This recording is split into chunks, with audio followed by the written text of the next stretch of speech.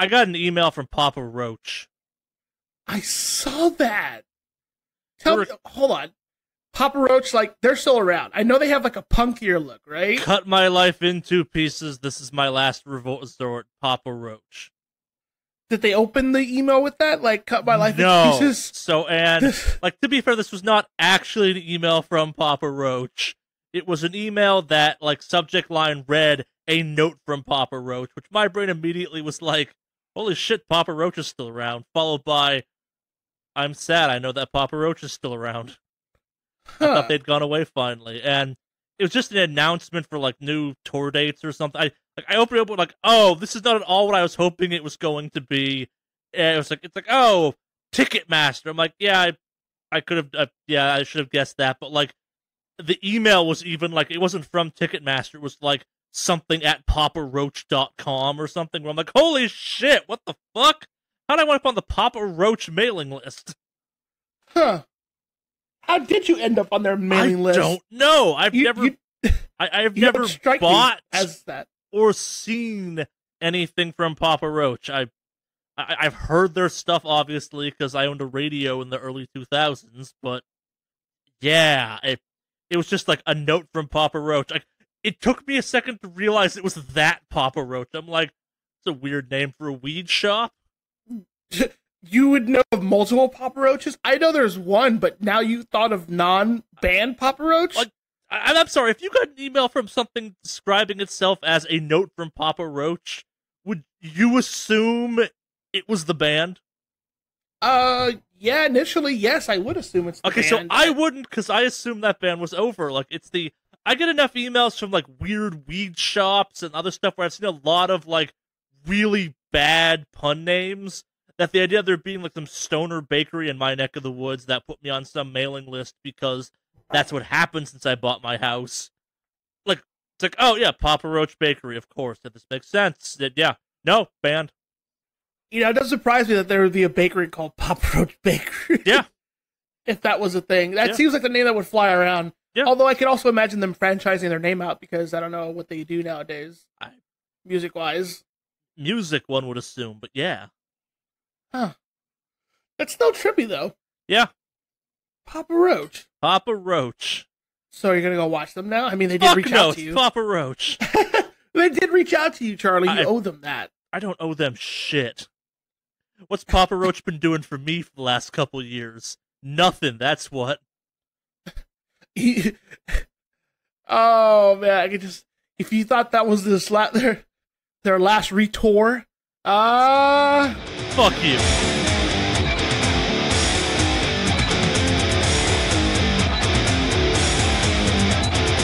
Hello and welcome to the Wicked Awesome Cast, episode 138. Woo! Woody woo! We have survived 138 episodes of this glorious, glorious gathering of the minds, if you will, where we discuss such things as video games. Are we a brain trust? Huh? Are we a brain trust at this point? I don't know if it could be a brain trust. Meeting of the minds? Meeting of the minds? I mean, that would be like, for like small groups. I think once you hit brain trust, you got to have multiple, like more than like maybe 5. No. I don't know. Is there a number cap on between brain trust? Are we a Jackassery think tank? We're definitely a Jackassery think tank. That's a given. Okay. I don't think we can shy away from that one. All right, I'm okay with that. And I don't think any number increase or decrease will change the fact that we're always going to be a jackass thinkery or whatever you call it. Oh, but yes, 138. We are the Wicked Awesome Cast. I am, of course, Alex, aka Mave Online, and I'm here today with Charlie, aka Mordak. Yo, Henry's out this week. Yeah, Henry's doing Henry things. He's probably body slamming several people today. Do not confuse the two. The body slap is a totally different wrestling maneuver, if I remember correctly. It is, and apparently it really fucking hurts. Yeah, hard style. Yeah. So, yeah, he's probably out body slamming the enemies or people who write negative reviews about this podcast. So if you're thinking about writing a negative review to this podcast, just remember, he wrestles. Yeah, like, now our threat of Jay and Silent bobbing our critics is even scarier if you think about it. That's right. Now, before we were malnourished nerds, but now we've got an actual athlete on the team. Yeah. Just remember that. I still hold on to, like, if we ever made enough money off this and were, like, successful enough, I would totally try to embark upon a campaign of Jay and Silent bombing our critics. Just showing up at people's houses being like, do you post as X? Alright, cool. We're gonna kick your ass now. That's the best part of that movie. That's right.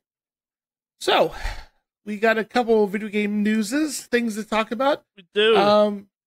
It's actually not that decent news. It's not as negative as previous weeks have been. Yeah.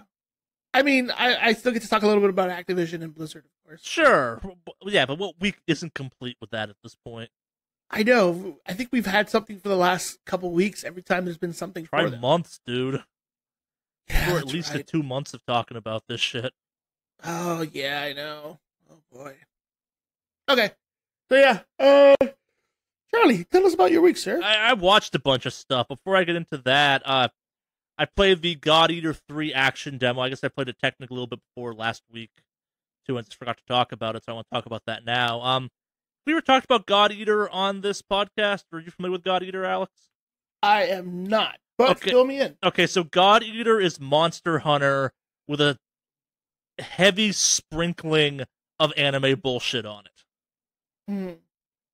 Like, I fucking love the Monster Hunter. I love Monster Hunter. I like God Eater as well. They're different enough that I kind of dig it. So for Monster Hunters, you have one weapon. God Eater, you have like these switch weapons that are a melee weapon, a gun, a shield, and I feel like I'm forgetting some stuff. And it's like anime ass stuff like broadsword or scythe, and then the gun part is like a shotgun or a rocket launcher. And it's not like set weapons have set things. It's you equip like the sword part, you equip the melee part of your weapon and the gun part, and you have to customize that in your shield, and it's got that kind of cool, what's right with like Attack on Titan mix of, yo, we're hunting monsters with giant fuck off swords, but also we have like anti-tank weapons in those swords, so technology's just all fucking over the place, and also then your weapon turns into like a demon head thing and eats the things you slay, so you can harvest their parts.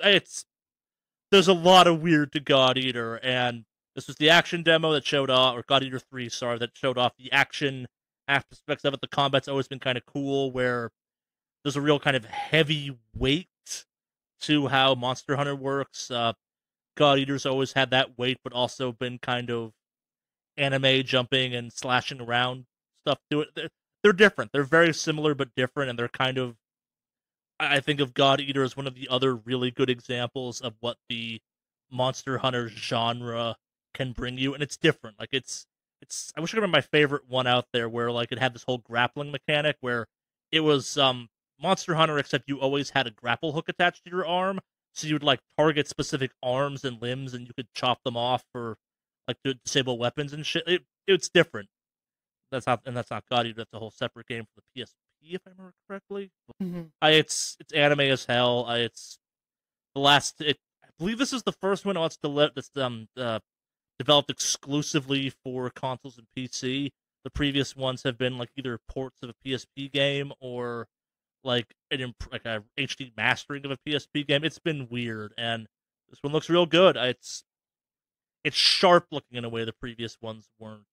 But at the same time, though, too, I expect like the full ridiculous JRPG story this franchise has brought us way too many goddamn times. Like, you try. So it's like Monster Hunter and God, what's that movie that came out recently with the traveling cities? Mortal Engines had a baby, because you're like the elite hunting force essentially for a giant mobile city, kind of cruising across the world, infested with like demon god monster things. Oh, yeah, that's pretty nifty. I didn't think Monster Hunter could get any more anime, but from what you're describing, oh no, Monster Hunter comparatively is pretty like grounded in the like as grounded as you can get with a bunch of people running out to hunt monsters with cloud strife swords. Like, it's pretty grounded by comparison to a lot of what its competitors do, especially compared to God Eater, where it's, yeah, this is some nutso shit. But it's good. I've never thought God Eater was quite as good as Monster Hunter, and this one's definitely the best God Eater so far, and it distinguishes itself a little bit more, which is nice. It's also bringing some more of the staple Monster Hunter weapons in. Like, it finally has dual blades. Previously, the weapons were kind of all polearmy or broadswordy things to justify having a gun, and the new one's like, nah, you can like combine the blades to make your gun now and shit, which it's a nice change. I will be getting this when it comes out because I won't be playing as much of it as I did in Monster Hunter. I always play God Eater and go, yup, and then I stop. But on top of that, I also finally beat Arthur Morgan's story for Red Dead Redemption. I'm in the epilogues, 1 of 2, and I have no goddamn clue if I'm gonna finish either of them. Really? I did not realize how much the story of Arthur Morgan was keeping me going in that game, and like, we need to do a spoiler cast at some point for that game, and either you or Henry have to play that game or not give a fuck about it, because you could rip the 5th chapter of that game out of that game, and it would be a significantly better game. Like, if you did not have literally a 5th of that game, or I guess an 8th of that game, technically. I'm not sure how the 2 epilogues stack up kind of content-wise, but like, there's a sizable portion of that game that if you jettisoned, our conversations about Game of the Year would have been very different. Because the 6th chapter, the last chapter of Arthur Morgan, and then kind of the other stuff happens, is fucking great. There's some strong-ass moments in that chapter. There's some weak-ass moments, like, it's weird. Like, they always talk about the importance of editing in film, and it's starting to feel like maybe for some of these games there needs to be editing for video games, because, like, even the 6th chapter, which is a strong-ass chapter from start to finish, has at least, like, one subline that you could very easily trim down to, like, a mission or 2, or completely remove, and I don't think it would negatively impact the game at all. Like, it would tighten it up some and add a little urgency. I think that 6th chapter requires. I'll stop beating around the bush. There's a Native American storyline in that game that is bad. Like, it's in a game with several bad storylines and kind of not always the best story missions specifically. In a game where you're playing for the strangers and the side content in the world, a lot of the Native American stuff, like, and the characters around them are great. It's the missions themselves are just, they're not good for how late they are in the game. They're slow. They're deliberately slow. They're just, I don't know.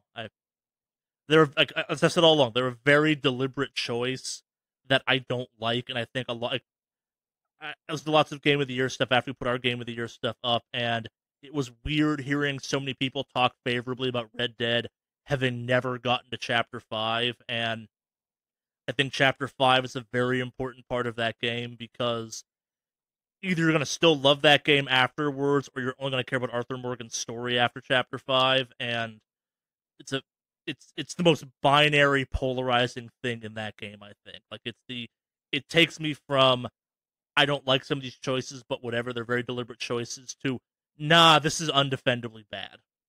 Mm-hmm.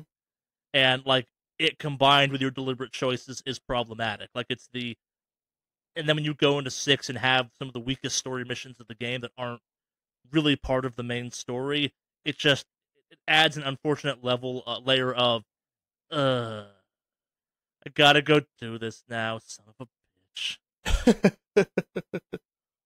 Yeah. I feel like Manny has actually said the, what's it called? I need to talk with her, because she's been saying a lot of the stuff you've been saying recently about the last parts of the, like, she got to the island not too long ago. Okay, so that's the 5th chapter. Yeah, and she was just like, this just feels really fucking out of place. If we're gonna go into it now, that island fucking sucks. Like, yeah, that is the worst part of the game, hands down. And it takes you from, I am fucking grooving with this, and puts you in an environment where all of the cool parts of that game are stripped out, and it becomes oh, yeah, the shooting in this game isn't great. Oh, yeah, the cover mechanics in this game aren't great. What else is there to do? Oh, nothing? Huh. Ugh. Yeah. Well, one of the biggest beefs she had apparently was so the island apparently was like added last minute in some sort of weird way. Rumor, and I actually don't believe that. Well, here's something that helps support it. Apparently, there are creatures you can hunt for pelts on that island. Yeah. And the weapons to get the perfect pelts aren't in the game. Yeah. So it's like, yeah, they added something there that you can't possibly even complete in the first place. Yeah. Leading to be like it's just incomplete. Because in order to... she was telling me there was something about there was a bird or something that you can hunt. And you can get... Because she likes to do all the perfect pelt stuff and all that and the collections. She's big on that. So, she was saying there's absolutely no way to get the bow that she's referring to. Yeah. No, hunt that because it's not in the game. That makes a lot of sense, actually. With that as support, like it feels problematic in that game. Like, and it sounds terrible if you cut the entirety of the island and just like you get on a boat, some shit happens, the island happens, and then you're back kind of in the actual main area of the game. Like, if it just went from some shit happening on the boat to you washing up on the shore, that game's better. That game's way better. Mm-hmm. Yeah, that island is the most bizarre momentum killer in the game.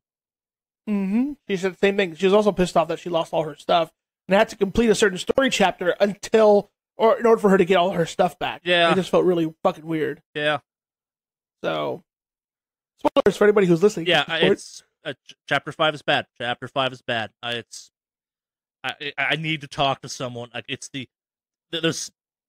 I have so many complicated feelings about that game because like there's some real cool shit, and there's also just some like, man, and like every fucking YouTuber out there is talking about single player DLC for that game. That is never happening because there was never single-player DLC for GTA 5. Mm-hmm. It's maybe you get an Undead Nightmare thing, but that's gonna be it. I don't think any new content for that game is ever coming. I may actually run the idea of talking to Manny and see if she'd want to do that podcast episode, the spoiler cast with you. I need someone to talk to about that game. Like, and it's the things I want to say are the most spoiler ass, in the weeds. Like, I'm gonna ruin that game for anyone who's not played up to the points I'm gonna talk about in that game, kind of thing. Like, it's yeah. Mm-hmm. There'll be no stone unturned. Yeah. Yeah, I'll run it by her and see what she says. I'd be intrigued if she'd be down to do that. Yeah. No, it's a hell of a game, both in the good meaning of a hell of a game and bad meaning of a hell of a game. It's a complicating thing, but in less complicated feelings, I watched 4 actually, 5 technically. I watched 5 ridiculous things this week. Mm-hmm. So, first off, I have consumed roughly 4 hours of documentaries about the Fire Festival, because Netflix and Hulu put theirs out in the same goddamn week, and I ate that shit up like it was candy. Oh, that's right. I heard they ended up each putting one out, yeah. Well, so that's the weird thing. They're really different. It's like the two, when paired together, paint a fascinating kind of experience through that whole thing, because they focus on such different shit, and there's controversy about both, one that like equally invalidates them, but by their powers combined, I feel very knowledgeable about Firefest now. Oh. Like, I really recommend actually watching the Hulu one than the Netflix one, because the Hulu one focuses on like the guy behind it, and the Netflix one focuses on the actual Firefest of it. Like, the Hulu one has like 10 minutes of actual Firefest, and the rest of it's kind of this weird exploration of the social media around it and all that shit, and the Netflix one is very like, this is what happened at Firefest, here's how we got there. It's very matter-of-fact and less exploratory, but they're both fascinating. I'm intrigued. It's worth your time. It's I have never hated social media more than after watching both of those things. But me and my girlfriend also watched a Netflix documentary called Catwalk, which is a documentary about the Canadian competitive cat world. What? It's, you know, dog shows. Yeah, no, I know dog shows, They're like the big one that they do every year. They're cat shows. They're cat shows. How do you even get a cat to cooperate with doing some shit like that? Training, it's very different from dog shows, as best I can tell. But I did not watch it for the cats. I watched it because I got to see a Canadian woman say things like, well, things happen, cats go missing. Like, a woman making honest-to-God, like, veiled threats about maybe killing an animal or another competitor. Like, it was creepy and psycho the entire way through. And again, like, it's called Catwalk. It's kind of worth watching in, like, a dark, humorous way. Huh. There's a point where one of the main three, like, competitors, like, owners, whatever the right word is, like, loses pretty majorly, and they have this, like, bizarre, dramatic, she scuba dives, like, her drifting off into darkness in a pool, and just, it's this, like, oh, this isn't supposed to be funny, but it is. The editing for it is amazing. Like, the production aspects of the documentary are top notch, and, like, you can tell some, like, hardcore nature photographer or cinematographer got stuck doing this. Okay, I gotta pay rent this month. Who needs a film guy? We're doing a cat documentary. Fuck it. What's the worst that could happen? He's way too good at his job for that movie, and the editor's also way too good at his job for that movie. It's again, like, it's an hour and a half of your time. Like, it's the watch it or don't. I had a lot of fun watching it and just laughing my ass off the entire time. We also started watching the TV show called Deadly Class, which is the most Charlie-ass TV show ever made. That show sounds familiar. I think I've heard school about murder. What? It's Hogwarts for assassins. Hogwarts for assassins, you say? Like, so the main character is a dude that they imply, like, so mild spoilers, but it's first episode, so not really. The main character is a dude whose parents were killed by an insane woman freed from the psychiatric system by Ronald Reagan, jumping off, like, a bell tower or something and crushing his parents on impact, killing them instantly. He winds up in like the foster boys care thing. Some shit goes down. He burns the place to the ground, killing, like, everyone inside of it. Is on the run. Is super homeless and gets approached by a school of elite assassins, like Sin City style, sorta. And that's all, like, the first 10 minutes of the first episode. Huh. Like, there's a part of that show where they're at a lunchroom and one of the characters is breaking down the cliques of the school, and it's like fucking Mexican cartel, Yakuza, gangbangers, others, and like the Hessians or something. And it's like, man, this is weird and kind of awesome. Like, one of these school assignments is go murder someone that deserves it. And, like, my favorite character on the show is the guy who runs the gangbangers, who's this, like, fantastic character, just, like, every moment he can is just shit-talking the main character. Which it's like, it comes out of nowhere to shit-talk him, where it's like, oh, I heard you're hard. Not hard enough, motherfucker! So I killed a guy, just one guy? He's great. Like, and it's like this bad interpretation of the 80s where just, like, the others are, like, punks with mohawks and dyed hair and shit, and just hot goth chicks, and you're like, the fuck? Like, the first episode ends with a moonshine party on top of the school, which I think is, like, hidden behind a Chinese butcher factory or something. It's fucking weird, but kind of cool. I'll have to check this out. This is so interesting. Henry Rollins plays not Snape. That's right. I saw that he's on there. Yeah. Henry Rollins plays not Snape, and it's like my girlfriend watched some of the episode before I did, so we were watching it as a couple, and she goes, "Yeah, so not Snape is in this." I'm like, "What the fuck does that mean?" 10 minutes later, oh shit, Henry Rollins is not Snape. Man, Henry Rollins, what have you been up to? Not being Snape. Being Snape, apparently, though.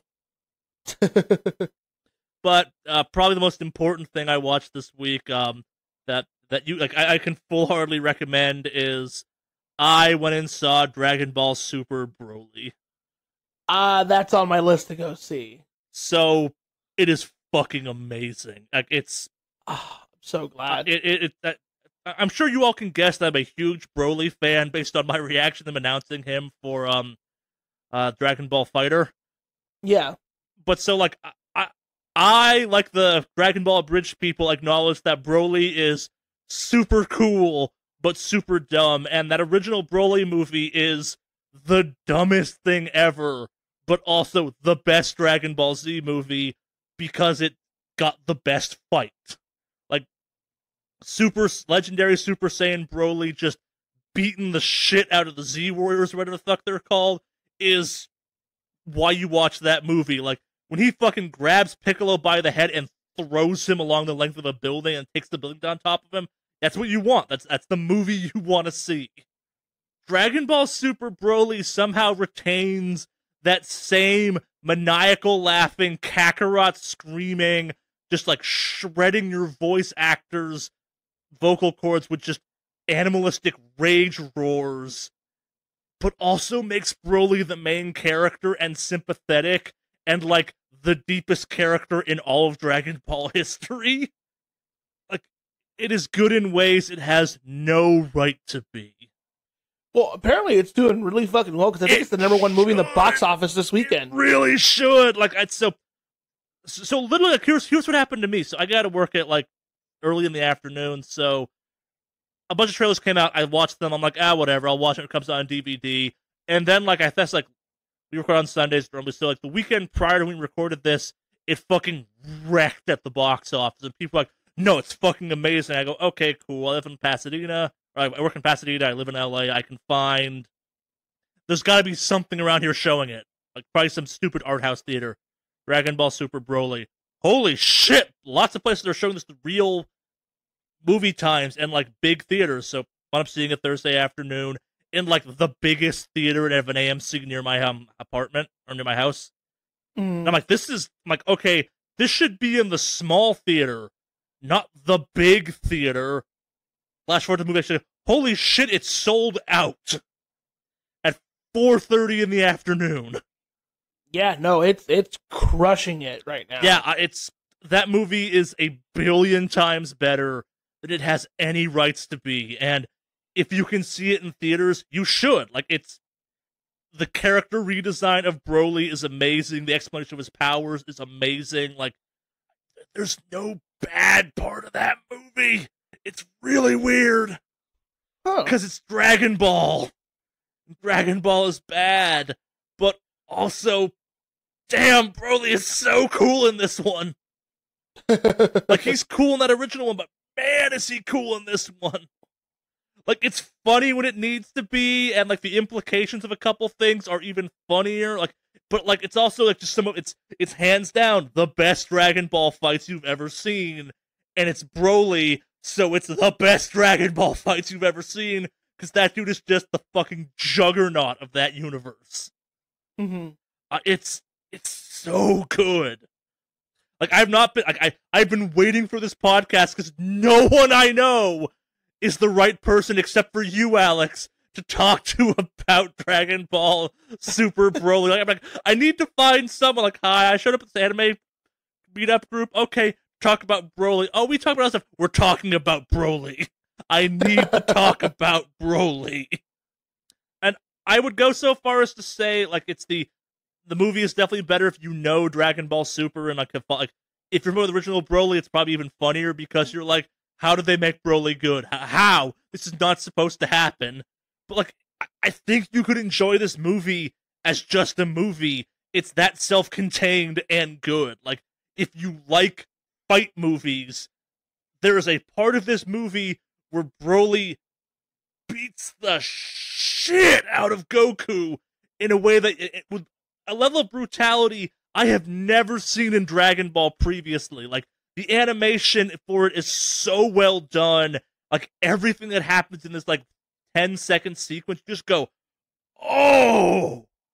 Oh! Ah! Like, it is the most satisfying and brutal thrashing Goku has ever received, and it's just done. It's like, I've never noticed in movies, like, I've never noticed animated things sound score before this movie. Like, the sound in this movie is great. Like, so they tamper with the story some, so you don't have Broly screaming Kakarot all the fucking time, which is good, because the one time you get the Kakarot scream, it's on this, like, amazing sound cue, and it's not Broly screaming it, it's the soundtrack screaming. It's like, yeah, we know, at least one of you in the audience is here to see Broly scream Kakarot, and we're not going to give it to you. We're going to give you a better, like, he'll be powering up, we're going to hide the word Kakarot in the power-up sound effect, and you're going to sit there and go, like, that's even cooler!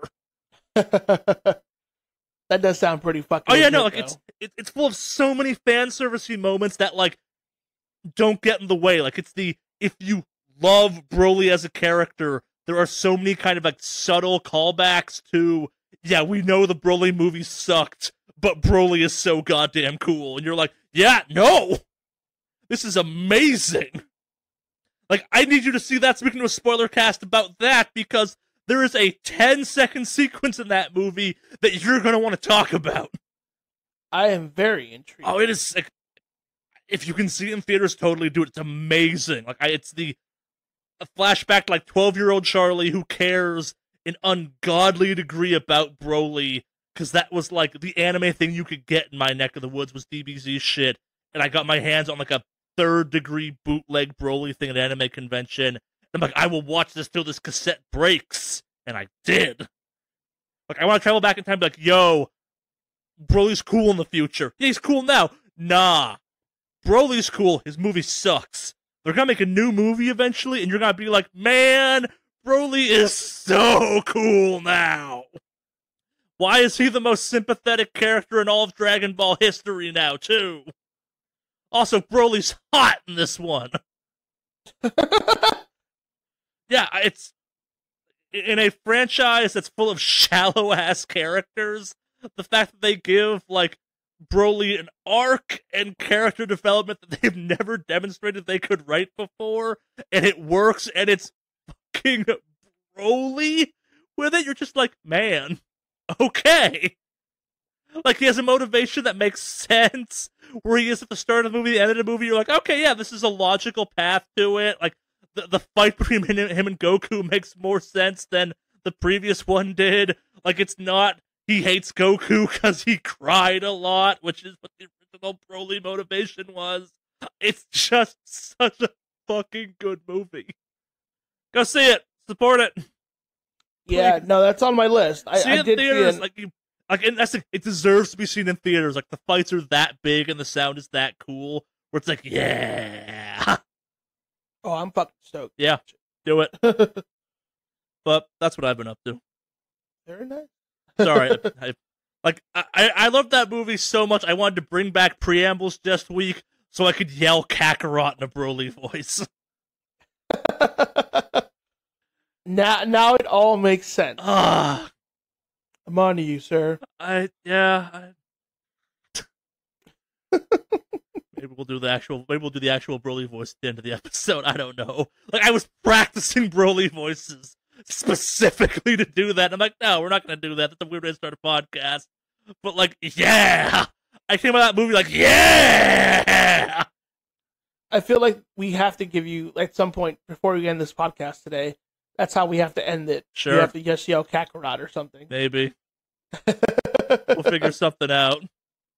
Well, my week was not as intense, if you will, but I did also see a movie that I thought was really, really, really fucking good. I went to go see Spider-Man Into the Spider-Verse. I've heard that's good. It is really good. Didn't Henry say that was good last week or something? I think he did. Yeah. But man, was that a good movie. I really, really, really enjoyed that movie. So I'm a big Spider-Man fan. Like, growing up, I used to watch the TV series and all that. So that franchise, if you will, means a lot to me as a kid. Sure. So went to go see it, and it does a really, really good job. Because obviously, the main character is not the Peter Parker that we all know, but it's actually based off Miles Morales, who is he's a newer iteration of Spider-Man. And they do a really good job with him. So if you haven't seen it, the whole premise is like, of course, what's his name? Kingpin opens up, or he ends up creating this like dimensional gateway, and As one they does. end up, yes, and they end up pulling like 4 or 5 different like spider people into Miles Morales' universe, Sure. if you will. So like he's learning to try to become a Spider-Man because Spider-Man in his actual timeline like dies in this whole thing, but like it's really really cool. But it's also it's also interesting because so are you familiar with Spider-Man Noir? Yes. So Spider-Man Noir is one of the Spider-Mans that gets pulled into the universe there. Nice. And it's voiced by Nicolas Cage. That's kind of Spider-Man Noir. Yeah, is he's got a Nicolas gun. Cage if he was Spider-Man. Yeah, like but like it every Spider-Man has their own like Spider-Man flair. Him just feels like Nicolas Cage got hired to do Spider-Man, and he's just pretending to be Spider-Man as Nicolas Cage because he can't not be Nicolas Cage. But it's a good movie. Like it's really well done. Marvel's always had a history with having kind of meh reception on their animated stuff. Like their live action stuff is phenomenal, but their animated has been lacking. This one, oddly enough, was really fucking good. The art they make style a lot of use of vibrant colors. It's not. It is fucking great. So Mandy and I went to go see it last night. We actually went to a little local theater nearby that was like attached to an arcade, and it was nice. Like it was a really, really enjoyable movie. If you like Spider-Man franchises, you'll definitely dig it. I will say I got a little bit emotional because Stan Lee does his cameo in there, of course, and that hit me right in the feels, of course. So, but yeah, like it was a great film from start to finish. It didn't feel slow. No, I've heard didn't nothing feel like but they were good things like about trying to it. keep up a pace or anything like that. Like it just, yeah, no, it was consistently just solid. So if you already saw Brawley, I know, but if you want to see something, like that, I definitely recommend this one too. But other than that, like, yeah, I didn't really do too much this week. I kind of just chilled and didn't, relax and not doing too much. I'm enjoying the 4-day weekend I have coming up, which is really, really swell. So, but Cool. yeah, other than that, everything's going good. Not too bad. Play anything at all or nah? Yeah. Not other than my usual WoW adventures. I forgot to mention this in mine. No. I may be playing the Division 2, it turns out. So have you caught the trailer that came out for it? I have not caught the newest trailer recently. I mean, I have my 2 games I can get for free from getting my RX 580. Yeah. So the trailer for the Division is you are working to actively stop a second American Civil War. Oh, okay.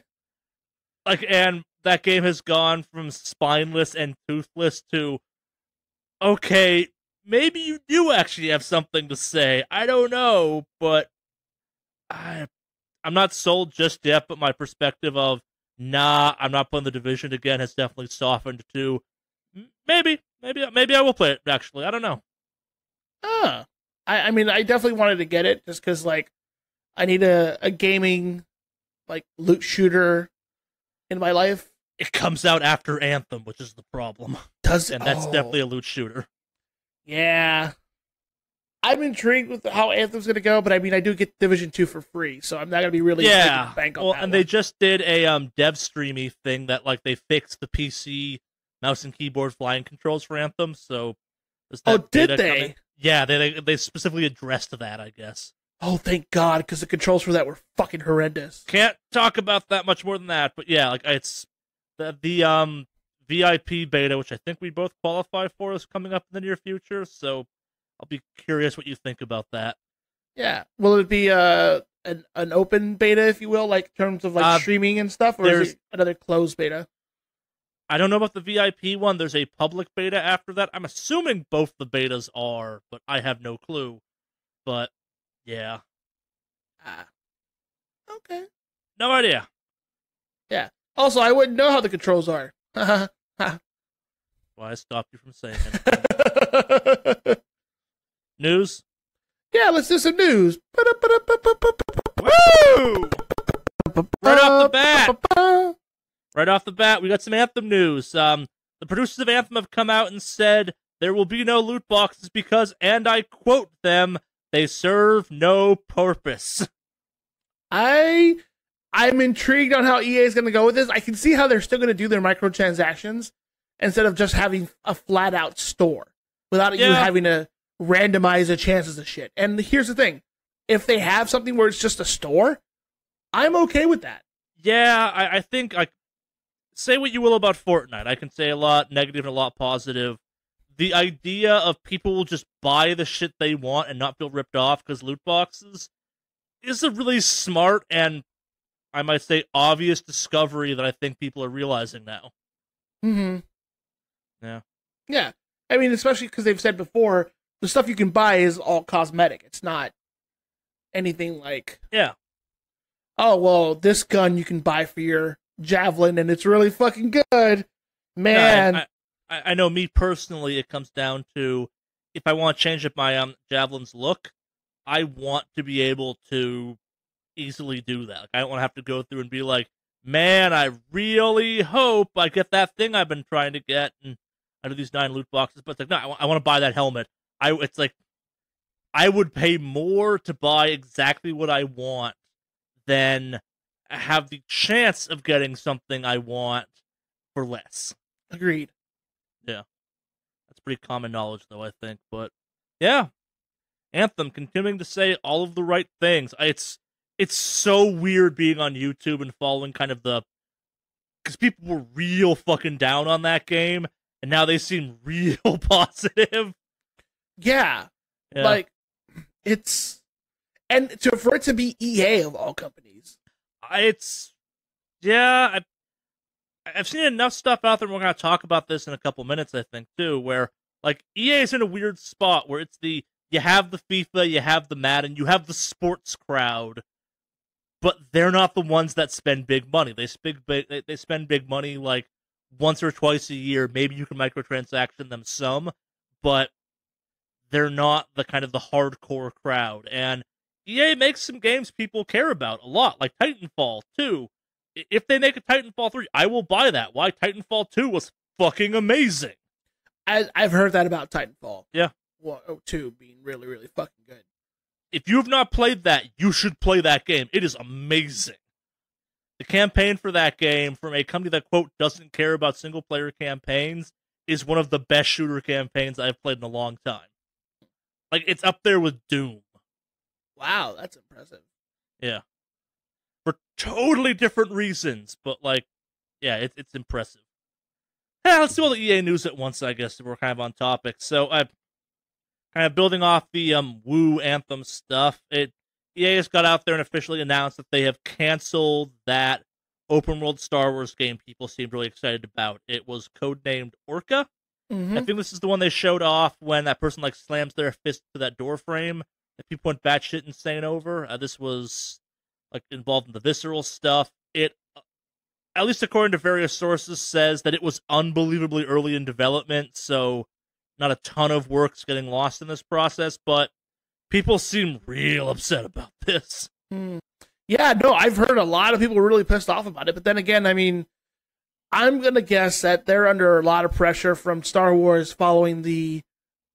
oh, wow, sorry. They're under a lot of pressure considering what happened with Battlefront 2 and all the negative press they got. I mean, granted, they fixed stuff, but... Sure. I think they're still under a lot of press, or a lot of stress on that one. Yeah. So, maybe they're just like, well, I don't know if we're really ready for this right now, and if it's early enough in development they can just axe it, then I don't see why they would. Yeah, it's weird, because people seem really excited about a game that we never saw anything for. So the idea of being upset, where it's like, I get the appeal of an open world kind of scoundrel bounty hunter game being appealing in that world. I do. I understand why that people would want that. It's like, what was it, 1313 that got canceled? The people were like, oh shit, but again, we only ever saw that one trailer. With enough time, I could make a cool trailer for a Star Wars game that also doesn't exist. Yeah. Yeah. Well, I guess kind of a couple days later, it came out from a couple sources that Star Wars: Knights of the Old Republic, that really popular BioWare game that people love and would love a third sequel to. Yeah.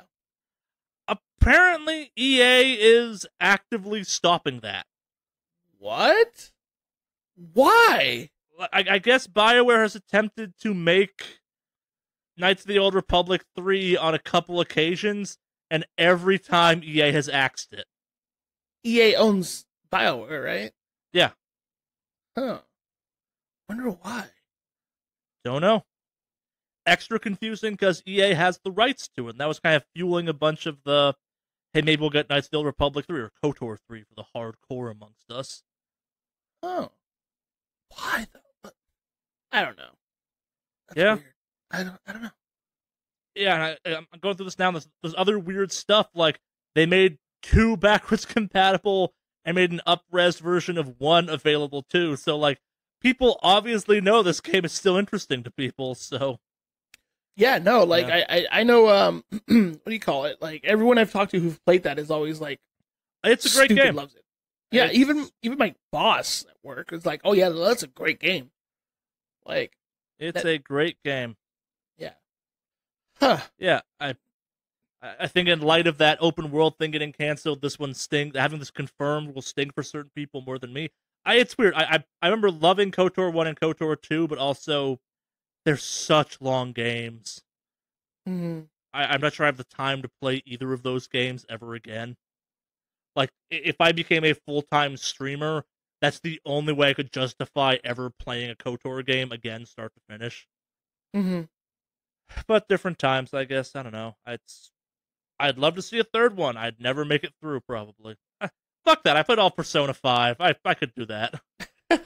And you were planning on doing a Persona 5 Plus, or whatever I will do a Persona 5 Plus once we know what the fuck Persona 5 R is. Yeah, you're gonna play it. Don't you worry. You think you're getting away the second time, but yeah. You think you're getting away with it? You're not. Yeah. Well, I am. I'm a Phantom Thief, motherfucker. The whole point of that franchise. Maybe that's why I like Deadly School. It feels like the next logical Persona game where it's like, nah, the murder is outside the weirdness. I know that this was long before I think you joined the podcast, Alex. Like, me and Jeff talked about how I want the just straight delinquent school version of Persona. Mm-hmm. Like, I want thug-ass Persona characters. Just thug ones? Well, like, every game has, like, kind of one thuggier character with some frequency. Like, it varies how you interpret that from game to game. I want, like, the stereotypical anime delinquent school. Like, I want Cromartie High Persona.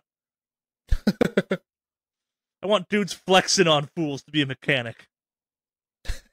You want to just flex on people all game? Who doesn't? That's true. I'd love to fucking flex on them. Yeah. Fair enough. I'll give you that. Well, so, and speaking of flexing on fools, I should not set the transition up, I promise. If you platinum God of War, the new one, not the old ones, you will get a special emblem that does nothing, but you get to flex on them fools with it. You're not just any kind of God of War, you're a platinum God of War. Yeah. It's a cool little, it's a gamer icon for the PlayStation. It looks cool enough. I kind of dig that this type of shit's coming back because I missed it from 360 days. But it's a weird flex, I'll give you that. Especially given how hard some of that shit in that game can get. Okay, yeah. I'll give you that. All right. Yeah. In related kind of ridiculous news, it has finally been confirmed that Resident Evil 2 will have tofu. What? Do you not know about this? Oh, the giant tofu fucking... Oh my god! It took me a sec. He's back for the remake. Of course. Okay. Alright, I respect that. It was not confirmed up until this point. Tofu confirmed.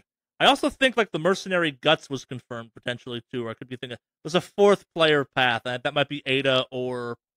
I really hope it's Guts. I fucking love Guts. He was in the original, too, right? Like, as a... I don't know, actually. I thought he showed up in 3. Wasn't there a mercenary character you could play as in... That's Guts, yeah, that's... Okay. Yeah. What next? You want to do your Activision stuff quickly? Sure. So it looks like Activision has hired a new CFO. Where is that at here? And he got a nice $15 million bonus to take the job. To make it weirder, that actually means he got incentivized to take the job. Yeah. Boy. And also, a little tidbit, he used to work for Blizzard as a CFO in the first place. This is not the first time he's taken this job. This is the second time. Yeah, he was a previous CFO for Blizzard. So let's give him a name, Dennis Durkin. Dennis Durkin, yes, he's I guess he's Activision Blizzard as overall, yeah. So, yeah, just interesting that like obviously they've lost two CFOs recently, Spencer Newman, and of course, I don't have her name listed in the article, but she was the one that was basically rumored to be the one who came to Blizzard and was like, we need to cut costs. So, yeah, they've lost two and they got a new one now. But, I mean, yeah, sure. With a company that's been talking about, hey, let's cut costs. Hey, let's do this. Offering $15 million to a guy to take a job he's already had. Yeah. Does not look good for optics. No, it looks actually quite I have shitty. Never fully figured out how the corporate world works in that stuff where it's like, it's your signing bonus. I've never encountered a signing bonus ever in my life. His signing bonus is higher than his freaking... Okay, so his salary looks like he's going to, before like all the crazy perks and all that stuff, he's going to make about $900,000. Yeah. That's his salary. His sign-in bonus to do it is 15 years worth of salary, potentially. Yeah. Just let that sink in. This also goes back to, I don't know what the CFO really does for a company like EA, for Activision, but I don't know how you justify getting paid $1 million a year to do that. I don't know. For bigger minds than myself, but... Sure. I don't know, man. It's just... Activision's just been... Like, Blizzard and Activision right now, like overall, they've just hitting a lot of really bad marks. Everything's optics, everything's bad. It just doesn't look like... Yeah. At this point, they have anything going on anytime soon that's like, okay. Because, yeah, I don't know. There's actually one I just noticed on here. Is that the only Activision news we have? I thought we had one more. I think that's all we got. So I'll throw one in here really quick that I guess I just saw yesterday. But so I guess Blizzard announced their esports stuff for this year. So you have the new arena tournament, which is like the 3v3 with players and PvP combat. You have a Mythic Dungeon tournament, which is like an invitational where they have all big guilds send out like their top 5 to do this dungeon thing and all that. And they're going to be selling stuff for you to watch it. Like, sure. That's never been a thing before, but now it's like, hey, we're selling you all these fun little toys and this and that. And, you know, if you want to donate to the players doing this, they get 40% of it. It's like, what?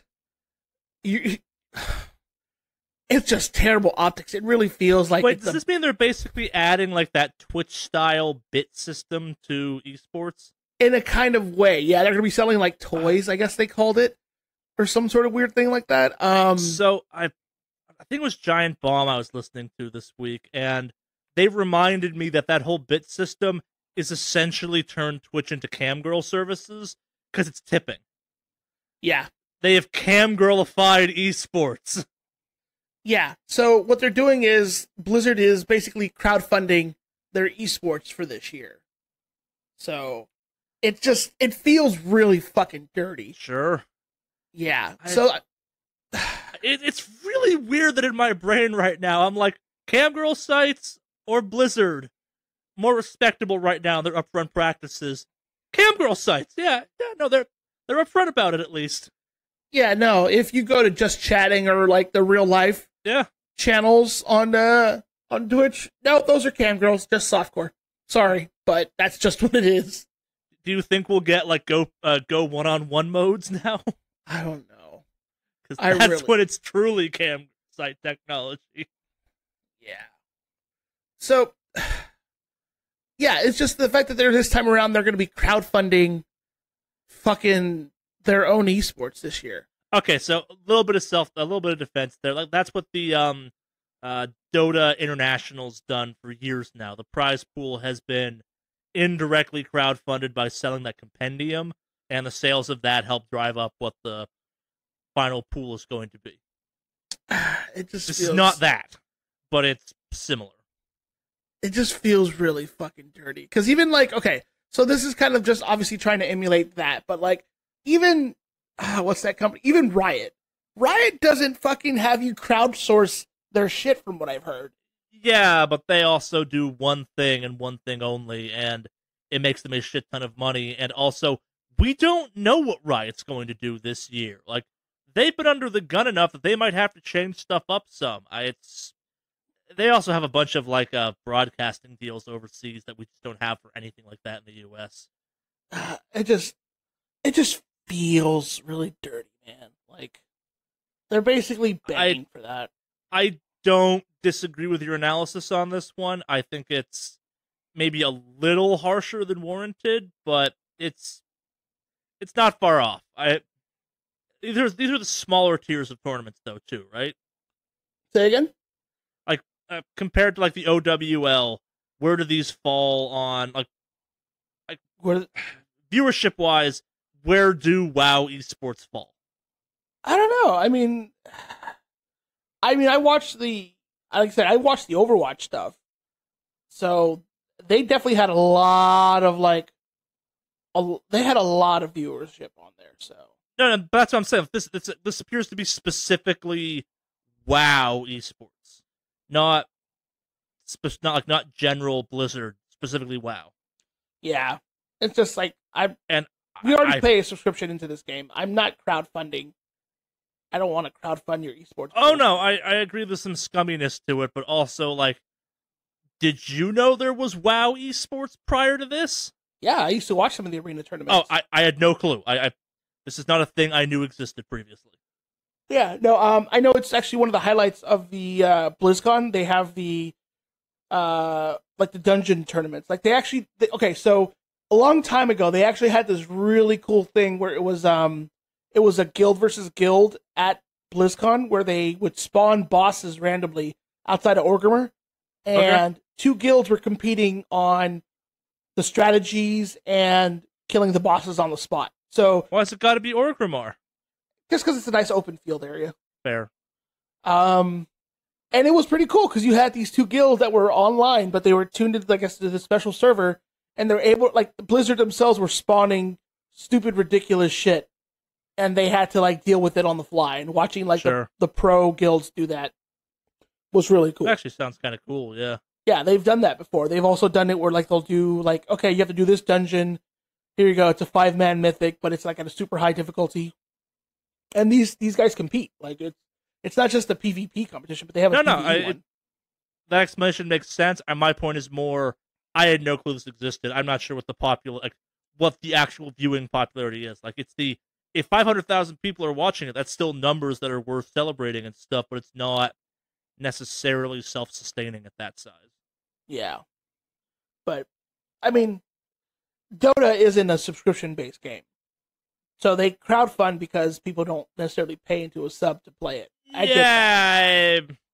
Let's not go into that just yet. That's a more complicated topic because they're essentially selling a battle pass to fund in a game already with microtransactions and stuff. I don't know. I get the impression that Dota Vanilla without other stuff makes them a shit ton of money, and the battle pass is no exception to that rule. It's another way to spend money, and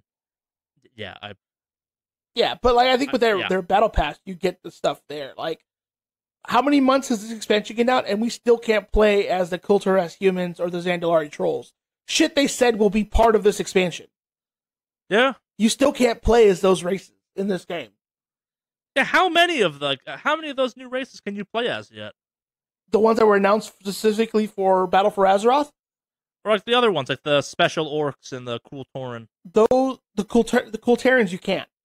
Okay. The Zandalari trolls you can't. But the other ones they talked about, those were Legion announced. So you didn't need to have Battle for Azeroth to play as those. And you unlock those with Legion content. So technically they're not Battle for Azeroth content. But you can't even create one or play as one or race change as one. And since it's been out, like, even in Legion, yeah, I play a scenario. I got a Demon Hunter right off the bat. When Wrath of the Lich King came out, I could make a Demon Hunter after like a 2-hour campaign. It's there. I can make one. I could make Blood Elves and Draenei as soon as the expansion went live. I could make, like, yeah, their time gating shit they said should have already been there. So at least with a battle pass, you already know what you're expecting. Here we were told, hey, this is what you're getting, and you're still paying into a subscription. No, sure, shit. Yeah, that was not meant to dissuade from the scumminess that is the current Blizzard situation. That was more of a devil's advocate. Yeah, no, I get where you're coming from. That.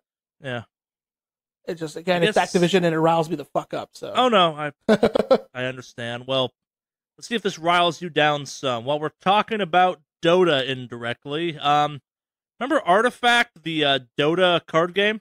Yeah, I've heard it's not doing too swell. It is burning through its player base at just a unprecedented rate. And by that I mean a 97.5% drop since launch. Holy shit. Apparently it's, as of kind of recent numbers were taken, its current player count dropped below 1,500.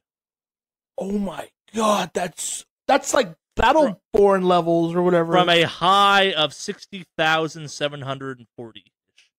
That's bad. That's fucking, what's that? What's Cliffy B's battle rep or Overwatch S game? Lawbreakers. Yeah, that's Lawbreakers level fucking drops in players. Holy shit. Yep. Damn, that's bad. Oh my gosh.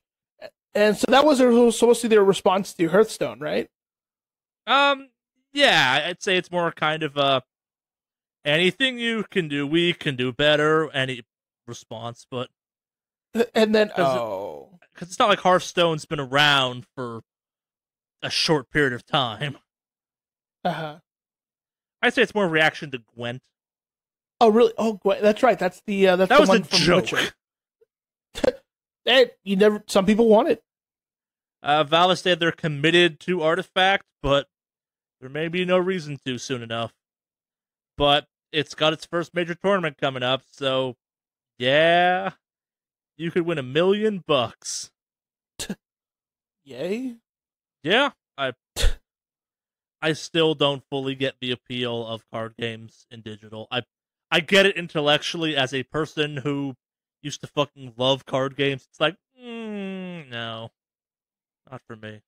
Yeah, I tried doing Hearthstone for a bit. It was alright, but I just ultimately couldn't stay on it. It's also not sustainable as a game. Like, yeah, it's expensive. Yes, that's why it's appealing to companies to try and rip off. Yep. You want to do Netflix stuff, Mortal Kombat? Let's do the quick one, actually. This is kind of a no-frills news article for you.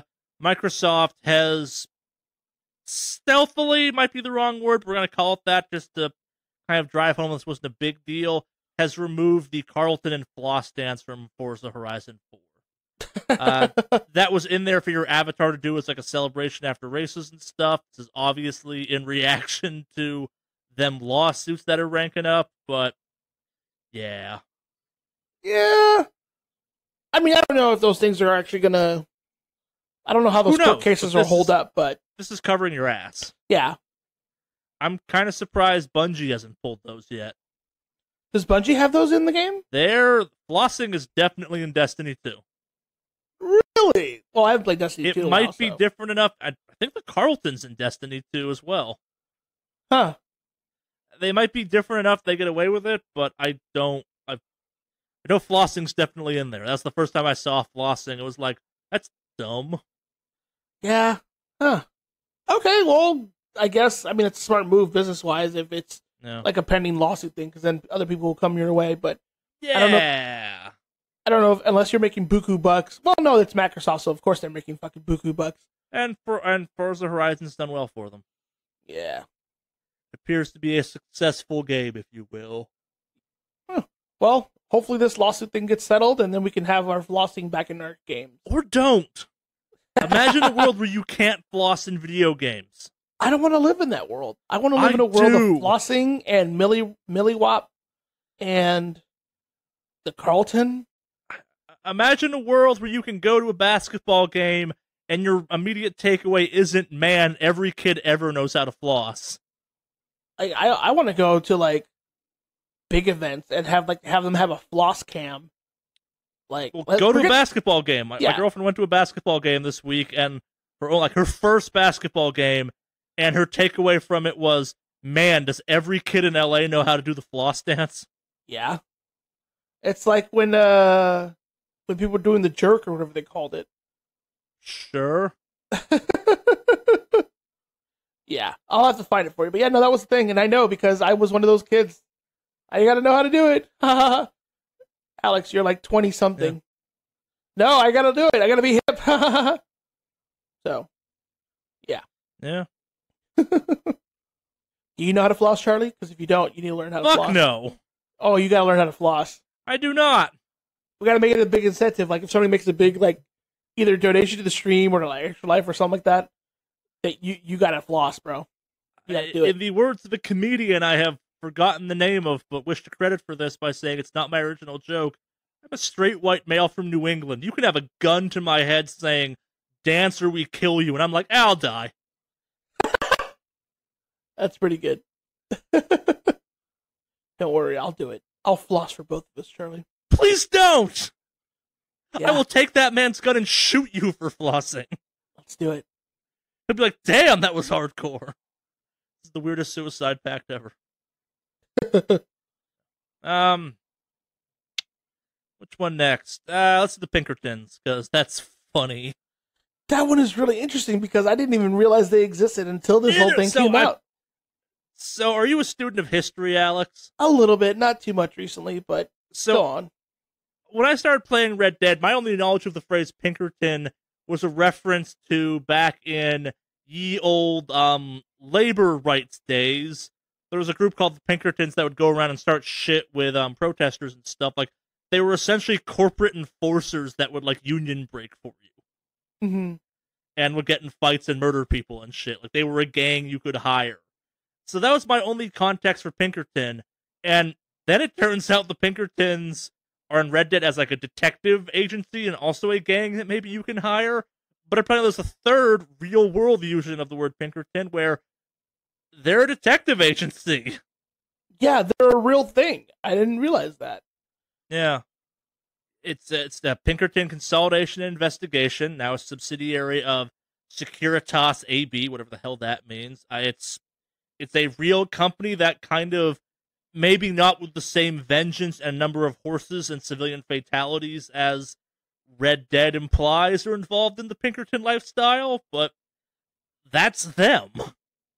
And they are suing Red Dead over royalties for using their name, and this would be pretty cut and dry if it wasn't for the fact that the phrase Pinkerton gets thrown around with some frequency throughout history in various books and stuff. Like, this is not a new usage of Pinkerton. It's probably mostly a, man, you guys make us look real bad, and also you got that money. But, yeah. Yeah, I mean, they're a historical agency, too, so does that hold out as far as a case goes?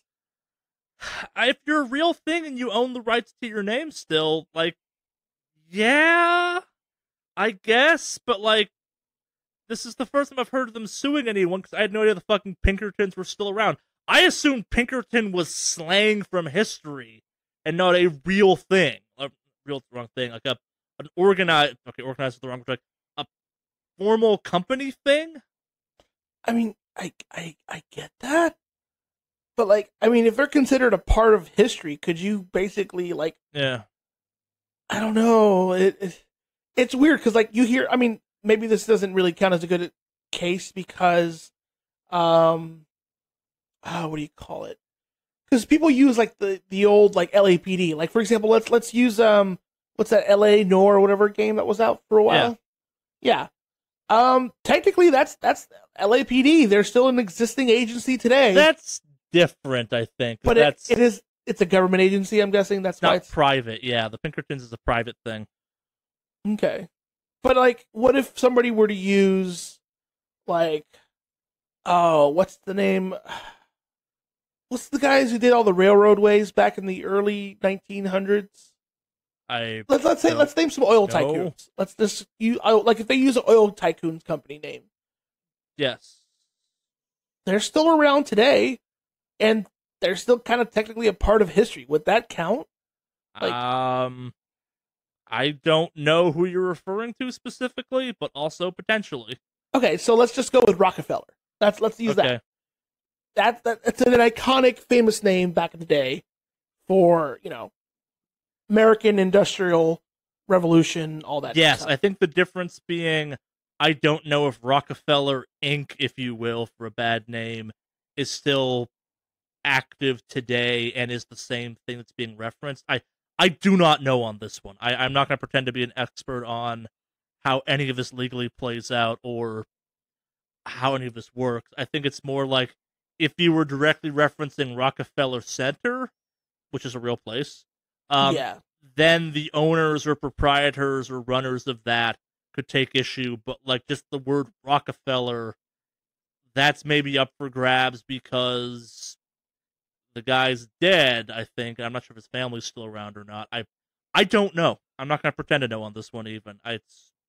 It may also be kind of like how like a bunch of stuff entered into royalty-free copyright stuff for the first time in like 40 years. It could be that they keep re-upping it so it remains active. I don't know. I seriously don't know. I am intrigued to see where that would go, though. Yeah, I suspect they'll settle out of court and we'll never hear another thing about this again, but who knows? Again, how many companies is that now? People going after Rockstar now? One or two? For just Red Dead Redemption 2? I feel like this is... Who else are you thinking of? This is the first one I remember. Okay, I could have sworn someone else went after Red Dead recently. But... Probably some labor unions or something, but don't know. Okay. Don't know. Next up, Mortal Kombat had a thing. Okay, did you watch this reveal thing? I did! God, that game looks fucking good! Yeah, that game... So, the most impressive part of that entire thing was that trailer they showed off at the Game Awards. That game fucking looks like the trailer they showed off at the Game Awards. It does. It looks... horrifyingly so.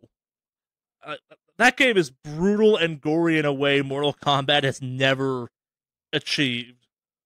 Yeah, no, it just, wow, like, it looks good, and they got, like, some old characters that, like, are coming back, like, was it Scarlet, I believe, is coming back from MK9. She's not, this is her first official, like, canon appearance, I think.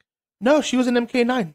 As a DLC. Yeah, that's what I mean, though, but, like, people, like, she's been kind of a popular and she looks cool as shit, too. She does. Her fatality is probably my fucking favorite so far. It's okay. It's not fucking Scorpion jumping into the ground with that flaming chain and then cutting the dude in half by popping up behind him, or when Sub-Zero did that ice thing and then took the guy's head off and rammed it on that ice spike through the guy's chest already. But yeah, it's okay. I don't know. Sorry, but beating a dude or beating someone to the point where they're almost dead and then draining blood out of their body to make blood spikes to go through their body and then the last one go through their fucking head is I'm not saying metal. It's not cool. I'm just saying maybe I'm more of a purist. If you're going to kill someone, you better kill them with stuff you brought. Killing someone with their own blood, it's nifty and inventive or whatever, but it's no, I'm going to summon this giant spike wall of ice and impale you on it. I guess we'll agree to disagree on that. Yeah, we will. Baracus is pretty cool, too. He literally breaks his blades in your fucking body. So gratuitous. Oh. And, like, I love, like, the snapshots where, like, it turns into cinematic. Yeah. Like, it looks good. Yeah. Wow. Yeah. Yeah. And the face animations didn't look really bad. Like, no, they look pretty good. This is, like, peak Mortal Kombat, and it looks brutal. Mm-hmm. And I don't know. Like I bought the last one. I will probably buy this one. Maybe not immediately. I know you had a bunch of problems when you bought the last one because you got it on PC. Yeah, and their PC like support was garbage for a long time. Problematic. And that was really fucking annoying. So I'm very hesitant to buy it on PC just because of that fact. But damn, does it look good? Yes, it does. Oof. Oof. Oof. Yeah. They haven't announced the release date yet. It's It'll be out April 21st. It looks good. It looks gory. This maybe is as far as Mortal Kombat should go. Mm-hmm. You can keep making them, but I'm not sure you need to get more realistic. Yeah, no. Any more realistic, we're literally hurting people who play the game. Yeah. Although, no, that'd be bad. Yeah, and the story kind of seems plausible. Like they're doing the Injustice thing where you have mild character kind of customization, and the justification for it is the villain this time around is bringing people from different timelines of MK to fight each other. So that opens up the realm for you don't have to play as Undead Liu Kang, or you can play as Undead Liu Kang. We can have them both in the game. Who the fuck cares? Mm-hmm. I want to see the full roster. It could be cool. It really depends on who they have. Like, if Smoke was not in the last Mortal Kombat, and I fucking love playing as Smoke, and I don't think either Cryak or Sector were in the last one either, and if I can get a version of Smoke where I can play as Ninja Smoke or Cyborg Smoke, that'd be real fucking cool. I fucking love me some Smoke. Yeah. No, he's the original vape god. Yeah. Only when he does it is it cool, though. Everyone else is lame. Yeah. Who next? I want to leave the fun one for the end. Machinima or Netflix? Let's just do Netflix real quick. All right, so Netflix got out there and said a kind of bizarre statement, which is they don't really view HBO and Hulu as competitors. Their biggest competitor is Fortnite. Well, it makes sense. Time is money. Yeah, and yes, and the idea that we've reached a point where a media platform is saying a video game is our biggest competitor because it's the only thing other people are spending more time on than us is kind of cool. Weird to think about, but kind of cool. And this kind of comes out in the wake of that new price increase from Netflix. We're going up, what's it, like $2 or $3? At least in the US. I think it's only going up like $1 or $2 at most.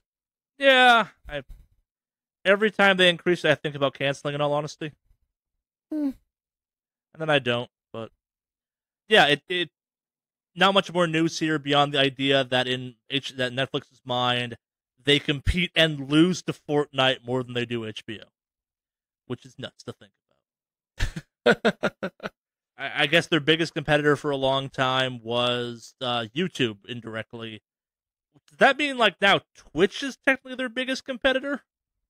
I think of that as kind of the Fortnite platform. Possibly. That sounds about right, actually. Yeah. We'll see. Second to last, but definitely not least important in that regard. Machinima, a blast from the gaming past on YouTube, has, after their kind of YouTube channel redesign, privated every single one of their internal channels to date, videos, essentially removing all of that content from YouTube. It can no longer be accessed. Your only options are compilation videos if you want to see that. Yeah, no, everything just, I think minus a few videos themselves, they literally all just whoosh. Yeah. Gone. Allegedly, they are kind of reforming with new creators and stuff like that, but it's been... There have been lots of weird stories about Machinima for a while. Like, they laid off all their internal staff at one point. Channels I watched all went independent, kind of split off and do their own thing, either join up with Rooster Teeth or doing Patreon or whatever. And it's not been the same Machinima I used to follow for a long time. Like, fuck, once the green logo happened, I'm like, what the fuck is this shit? Mm-hmm. Yeah, I stopped watching it a long time ago. Yeah. But, yeah. Huh. That sucks. I mean, I think I've heard it has something to do with the fact that they got bought out by AT&T. Yes. They're now owned by Otter Media, OTTR Media, ER Media, so I'm hoping I'm pronouncing that right. Can't think of that way too. And it's not quite clear what that means. Well, I think one of the theories I heard is they're trying to make everything super family friendly right now. Sure. And I could imagine that they made their bread and butter on for people like Super Best Friends and Maximilian Dude, and like the number of YouTube channels that were, I guess, part of their network but weren't officially on their page was a lot bigger than I ever thought it was. Mm-hmm. Yeah. We'll see. Hmm. No. Last but not least, the biggest news of the week, if you will. Rocket League now has full crossplay. It has entered the exceedingly exclusive PlayStation crossplay beta.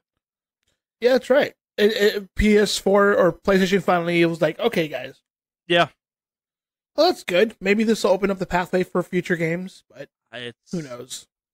You've had Anthem hint they're trying for that on a couple occasions, which would be cool. That would be really fucking cool. Yep. Just for the record, you will be randomly match-made across all platforms. There are ways of grouping up with specific people, but it's a little more in-depth than that. I don't fully understand I think it's basically you create a private match, you can invite people to it, or if they have an access key. Mm-hmm. Yeah. Well, I mean, hopefully they do something. I'd love to see more, like, multi-platforming like that, because it just means the game overall has a bigger audience. Like, how much have we talked about that shit for, what's it called? How many we talked about for Destiny? Yeah. Hell, even a cross-platform save feature. That's all I want. All I've ever wanted from that game. One day, Charlie, one day. Yeah. We'll see. That does it for news this week. We have one email this week to get through, but if you wanted to contact us, Alex, how did you go about doing that? It's very simple. You would go ahead and pull up your email client, whichever you prefer. There's no actual preference or lockdown to this. And you would type in the email address wickedawesomecast@gmail.com. What's that email again? wickedawesomecast@gmail.com. wickedawesomecast@gmail.com. Spells it sounds down in the show notes, etc. This one comes in from no name this week, so we're going to keep it anonymous. Dear Wicked Awesome Cast, I'm sure you've all heard that the Switch 2.0 design rumors that have been going around for a few months now. Recently, Charlie's been talking about how he bought a grip thing to, in his words, fix the Switch. And while I don't think Henry or Alex own Switches, I'm sure they both touched them and have some thoughts about the systems. Mm-hmm. If we really are due for a hardware update, what would you like to see out of the new Switch? Fix the joysticks. Yeah, the controllers on that, aren't they? Yeah. I'd go so far as to say, if you made a Switch where the Joy-Cons were not removable, I might buy a second one. And in part of doing that, you made it so the Joy-Cons were more ergonomically placed. I would buy that. I would genuinely think about buying that, actually. I know I sound hyperbolic when I say that it's really hard to understate just how much that grip thing I bought for my Switch really fixes that console, in my opinion. I tried playing it without it recently, and that thing feels mildly unplayable without it. Oh shit, I forgot to talk about a game I played this week. Well, let's wrap it up with that. Go on, sir. I guess in context, I played Travis Strikes Back, the No More Heroes game, and I initially was playing it without the grip, so I couldn't feel like digging it out of my box. And I was holding it, and I'm like, this kind of fucking sucks. Mm-hmm. And I broke down. I was sitting on my couch watching something and playing it at the same time, and I don't enjoy playing that thing really. It's weird. That game's not good enough. That it's a fantastic No More Heroes game. The gameplay's a little bit lacking, so I feel like putting on my TV to be like, okay, yeah, I needed some other background stuff going on for me to kind of keep engaged. But it is really hard for me to state just how rotten I think holding that thing is. And it's hard to understand how rotten it is until you feel it in that grip I bought, because it fixes an issue I didn't know I actively had. I'm sure you've had this, you bought something that fixed a problem in your life that, maybe it's not a big one, but it's a convenience of some kind that goes from, a thing that passively annoyed you that you didn't even recognize to, you're actively oh, this is better, and I didn't know it was bad previously. That is my feelings on the current Switch setup. I guess a less fragile one that's got a bigger hard drive built in. I wouldn't mind a heavier and bigger one. If they put out one that's basically a fucking Wii U gamepad, that's just all locked up in hard plastic and stuff, I'd kind of be down with that. Yeah. I don't like how the current Switch feels fragile. Like, all the goddamn time. Yeah, a little part is a little bit flimsy. That kind of freaks me out. Yeah. No, and again, like, that grip I bought makes it feel a lot less fragile because it locks it into hard plastic of like, nah, it ain't going anywhere. It's home. It's safe. It's not so much what I'd fix. I think that the Switch should come with a Pro controller. Like, I get why they do it, but the fact that it doesn't come with a Pro controller, I think, is kind of rotten. Because I definitely bought that thing because I think playing that thing sucks. Yeah, I'd probably do the same the grips thing. make it a lot better. I'd probably just buy a Pro controller too, just because. I got any more on this? Do you have anything? No, you pretty much hit the nail right on the. Yeah, it just feels always too fragile to me. I'm worried to take it outside ever, and like all the videos I watched on my grip thing before I bought it talk about how it's like if you were putting this thing in a backpack without a case on it, what the fuck is wrong with you? And I'm like, yeah, no, that's completely right. It feels in the same way the first generation of iPad did, where it's like this thing could just break in my hand any second, mm-hmm. and then I'd be out hundreds of dollars for the iPad. Yeah. Those are for emails. wickedawesomecast@gmail.com. Send them in. We love getting them. And that about does it for this week's episode. You got anything, Alex? Other than like finally gonna start rating again or streaming and all that. New raid tier comes out this Tuesday, so I will be doing possibly an alt run this Tuesday, but definitely gonna be stepping right into the new raid, normal and heroic, starting this week coming up. So Friday and Saturday. What is that, like Mystic Ultra Plus Ultra? Well, there's normal, heroic, and mythic. Mythic being the hardest difficulty, but that won't open up until the following week. Gotcha. So we're gonna tackle normal and heroic. Yeah. But yeah, if that's something you guys want to check out, or me complain about playing WoW but still being a whore to the system, then yeah. It's a ways out, but I think I'm gonna try and find a way to stream Anthem when it comes out. I don't quite know how I'll do that, but I'd be down to stream some of that with you too. Yeah, I guess it's like now's as good time to talk about it as any. Like I'm not totally sure what the exact future of the SWS part of our little venture is going to be. There's a certain professionalism I like putting into the video quality for that stuff that occasionally kind of slows down our production schedule. So once I'm all set up, I might start doing kind of where Alex has this kind of independent, like, stream as you will stuff. I might start doing more of that, and SWS may become more of our formalized content again. I don't know. Mm-hmm. And if I wind up going that approach, I might start doing some just small kind of low effort, sounds wrong, but like lower production quality streams just on my own too. I don't know yet. It'll probably be under Mordak. It's weird. I'm like, the fact that people never fucking pronounce Mordak as Mordak, despite leet speak being a thing that everyone can fucking read, is finally getting to me, so I may go through a fucking rebranding if I'm not careful. I was playing with someone recently, and there was like, it's like, you know what leet speak is? Yeah. And then why the fuck do you keep pronouncing my name wrong? Oh, it's more at 4K. Shut the fuck up. Why would someone name themselves that? What's a Mordak? What's a fucking your username? Crying Baby 337? What's that a reference to? Fuck you. I'm sorry. That sucks. Dark Vegeta Saiyan Prince 12? Ooh. Fucking edgelordy motherfucker.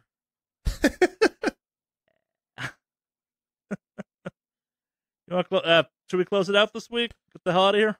Sure, I thought we were going to close it out in your special fashion. Oh, we're going to. I was just giving you notification we were going to do that. Yeah, let's close it out. Do it, Charlie. All right, give me a sec to prepare. Kakarot!